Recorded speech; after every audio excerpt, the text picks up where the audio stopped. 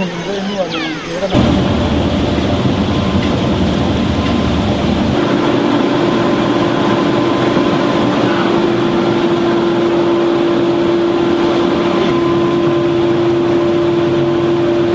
name's Charles Swainson. I've been here at Kisiizi Hospital this time for 3 years, and it'll probably be another 6 months before the project's finished. I come from the UK, and that's it really. You're the designer of this project? Yeah, I'm project manager, but frankly also designer / developer. We're standing on the slab for the new powerhouse, and that will give us a maximum of about 300 kilowatts.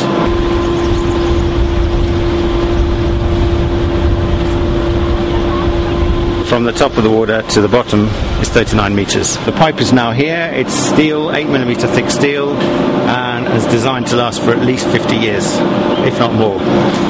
Over there, that's the pipe. We've got all the rest stacked to the top of the hill.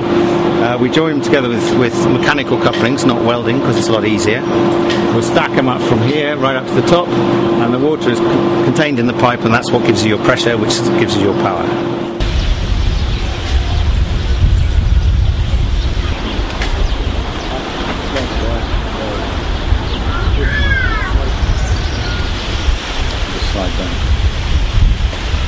Let's go here. I have to go here. The main construction was in 2006. We're still finishing off, but we're basically working on the turbine house now. Okay. So what is it that has been, delaying you slightly? We just have a small labour force. How many people are you on board this project? We have 12 porters, labourers, 4 bricklayers and 1 foreman. And they've done all this. Well, this needs tidying up, of course, but basically it's ready, although it's a mess at the moment. At the bottom? At the bottom, we've got to build the turbine house. We're waiting for the turbine and generator.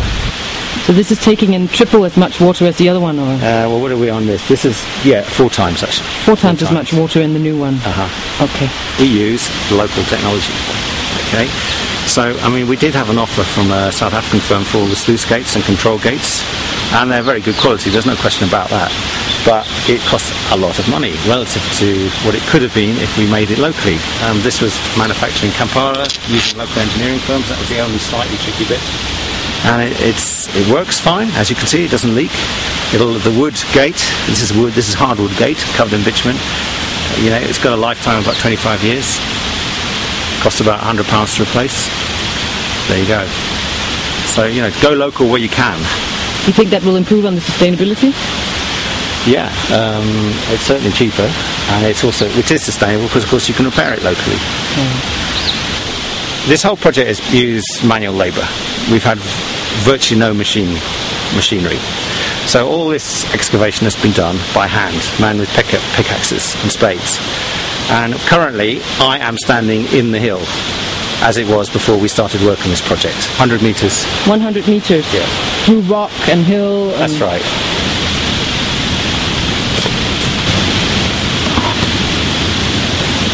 Railing here,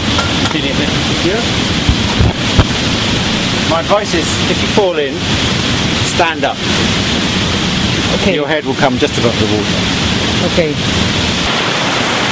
Now, that is the reserve flow. And it's carefully calculated at 150 litres a second. So that when all the water is taken from the weir, and there will be nothing coming across the weir, all going down the channel, you still get a reserve flow of 150 going down over the waterfall. It's not a lot, but it means at least you've got a waterfall.